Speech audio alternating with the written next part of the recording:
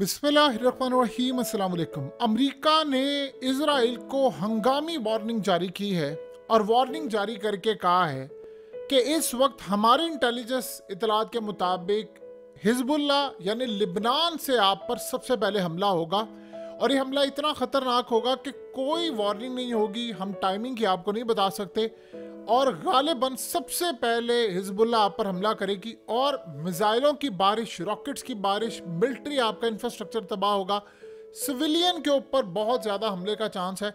और सबसे बढ़कर ख़तरा ये है कि ये हमला इजराइल के शहरों के अंदर तक जाकर होगा और बहुत ख़तरनाक है, जिसमें आपकी कई क़यादत को निशाने पर रखा जाएगा। और ख़तरनाक सूरत हाल ये है कि कुछ भी हो सकता है, सरप्राइज़ भी हो सकता है, बहुत बड़ा इवेंट। और जैसे ही आप उलझ रहे होंगे लिबनान के साथ, उसके बाद ईरान हमला करेगा, यानी लिबनान इंडिविजुअल हमला करेगा, उसके बाद यमन हमला करेगा अमेरिका के ऊपर बचाने के लिए, फिर ईरान का हमला होगा। और इस सूरत हाल में इसराइल को मोहतात रहना पड़ेगा, क्योंकि इस वक्त नेक्स्ट जो प्लानिंग करने के लिए बंदा सामने आया वो है याहिया सिनवार। ये शख्स जो आपकी स्क्रीन पर आ रहा है, ये असल में ज़िंदगी में इसराइल ने अगर कोई गलती की है तो इस शख्स को जिंदा छोड़कर की है, क्योंकि हमास का अब जो नया लीडर पैदा हुआ है, यानी जो उन्होंने अब इस्माइल हानिया के बाद रखा है, वो इस शख्स को रखा है।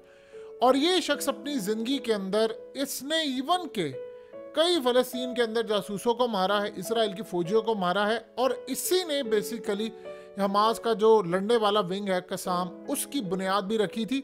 और ये याद रखिएगा 2011 में इसकी रिहाई हुई थी। 23 साल इसने इजराइल की जेल में गुजारे थे।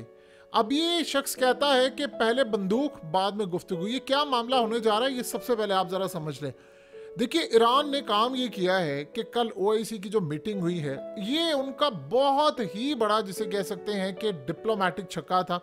उन्होंने काम ये किया कि तमाम वहाँ के जितने भी फॉरेन मिनिस्टर्स थे उनको ऑन बोर्ड लेकर ये बात उनसे कहलवा दी है कि ईरान के ऊपर हमला करके इसराइल ने बर्बरियत की है, इसको जवाब जाना चाहिए। लिहाजा इसराइल ने जो हरकत की है वो किसी सूरत काबिल कबूल नहीं। अब इससे एक सीन ये पैदा हुआ है कि वहाँ पर जॉर्डन, वहाँ पर सऊदी अरब, तमाम इस्लामिक कंट्रीज़ के फॉरेन मिनिस्टर थे और उन्होंने सबसे पहले ये काम किया है कि इसराइल के ख़िलाफ़ इक़दामात से एक चीज़ क्लियर हो गई है कि मुस्तक़बिल में कोई इस्लामिक कंट्री इसराइल का साथ देने को तैयार नहीं होगी।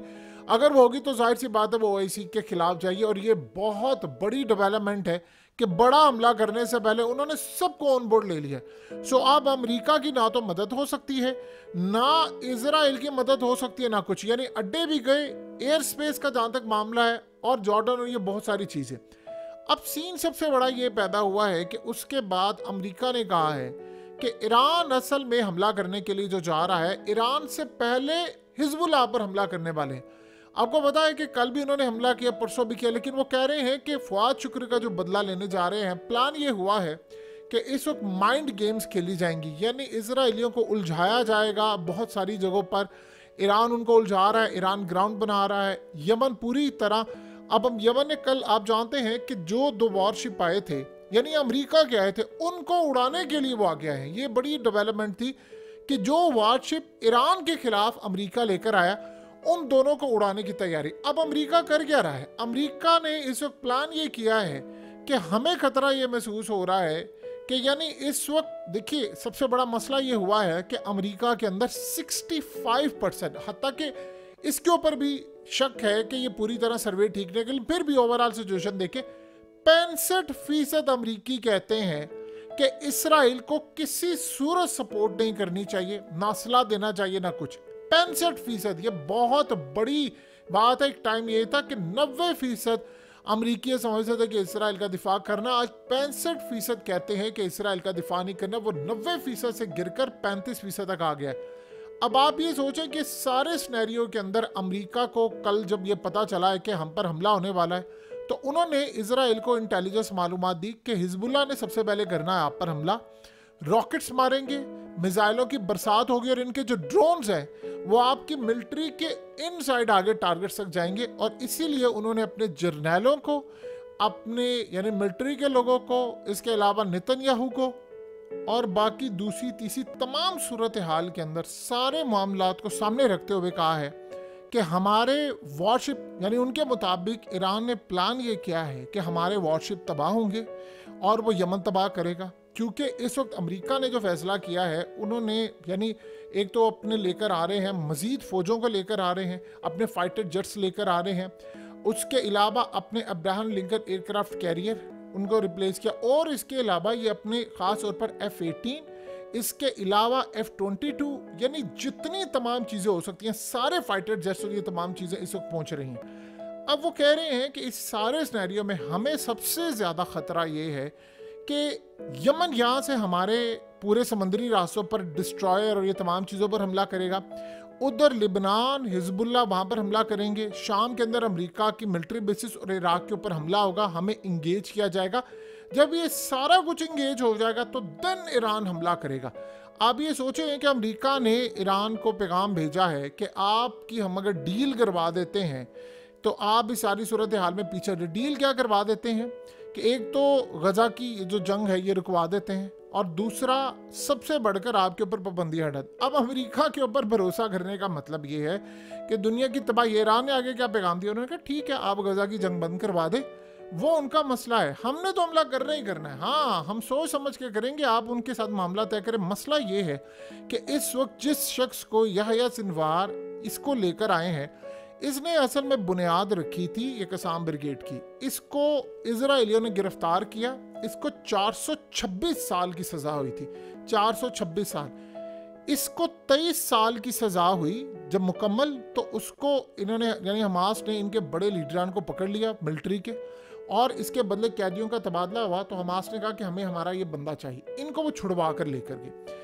अब इनको छुड़वा कर लेकर के इस बंदे ने क्या किया कि इजराइल की जो लैंग्वेज है हिब्रू लैंग्वेज, वो जेल में सीखी, जेल में उसको सीखा, वहाँ अखबार पढ़ता था, और वहाँ पर उसने सीखा कि गुफ्तगू आती, क्योंकि इसके नज़दीक आते थे बहुत सारे इनसे गुफ्तगू करने के लिए, लड़ाइयाँ होती थी, सारे बड़े डिप्लोमेट जो आते थे इसी से बातचीत करने के लिए आते थे, क्योंकि इसी ने रखी हुई थी बुनियाद। इसका मानना ये है कि हम पहले करेंगे हमला, बंदूक पहले और बाद में गुफ्तगू। इस्माइल हानिया असल में एक पॉलिटिकल इंसान था, वो ये कहता था कि नहीं चलो बातचीत के जरिए ज़्यादा मसले हल होने चाहिए। इसका मानना ये है कि पहले लड़ाई, अब असल में ये अननोन लोकेशन, ये कहाँ पर है किसी को नहीं पता। इजराइलियों ने प्लान किया है कि इसको मारना है, सबसे पहले इसको मारने का प्लान किया है। ऐसा नहीं है कि अब प्लान किया, वो इसकी तलाश करें पिछले कई सालों। वो बिलीव करते हैं कि 7 अक्टूबर को जो हमला हुआ था उसके पीछे इस शख्स ने मास्टर प्लानिंग की थी, इसी का आता, और ये सुरंगों से निकल कर आता है, कहाँ चला जाता है किसी को नहीं पता। अब इसराइली इस्माइल हानिया के बाद इस शख्स को मारने की तैयारी कर रहे हैं।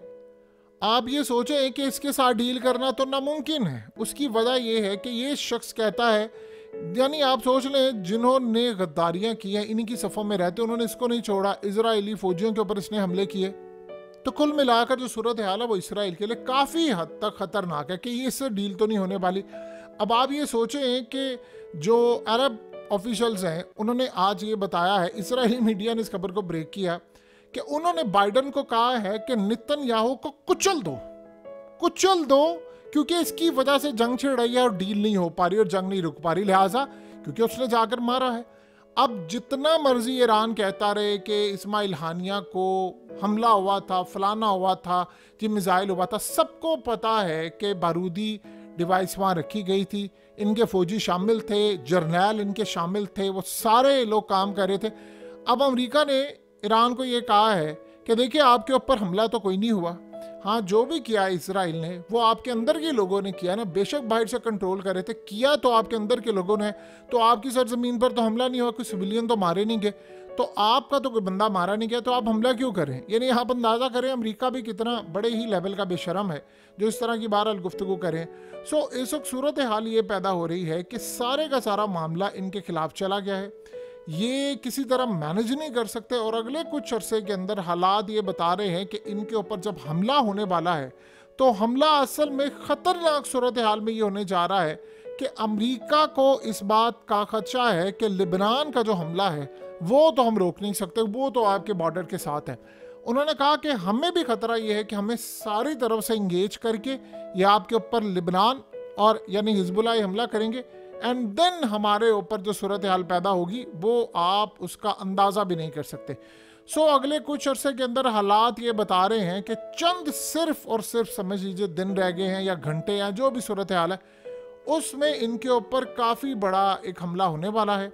और इसमें एक चीज़ को आप मेक श्योर कर लें कि अमेरिका के ऊपर इस साथ में हमला होगा, लेकिन इसके ऊपर हमला ईरान का प्लान ये है कि जो ख़ास तौर पर इन्होंने कल शाम के अंदर ऑयल फील्ड पर हमला करवाया, इसी तर्ज का हमला हो कि जो वो लोकल ग्रुप्स हैं वो अमेरिका पर हमला करें, लिबनान इजराइल पर करें। और इजराइल का प्लान ये है कि उसके बाद कि हमास की जानिब से हमला होता तो हम उसको भी मारें। तो कुल मिलाकर रीजन की जो सूरत हाल है वो आप ये समझे कंट्रोल से बाहर है। और ईरान ने ओआईसी के अंदर जाकर जो काम किया है उससे एक और भी चीज़ हो गई है कि अमेरिका भी आइसोलेट हो गया है और इसराइल भी। ये असल में पोजीशन दिलवाई है रूस ने। वो ये चाह रहे थे कि आप अपने ममालिक को ऑन बोर्ड लें और मेक श्योर करें इस बात को कि अमेरिका को लेवरेज नहीं मिलेगा, अमेरिका पीछे हटेगा तो आपके लिए फायदा है। और यही गालिबन इस वक्त ईरान ने किया है।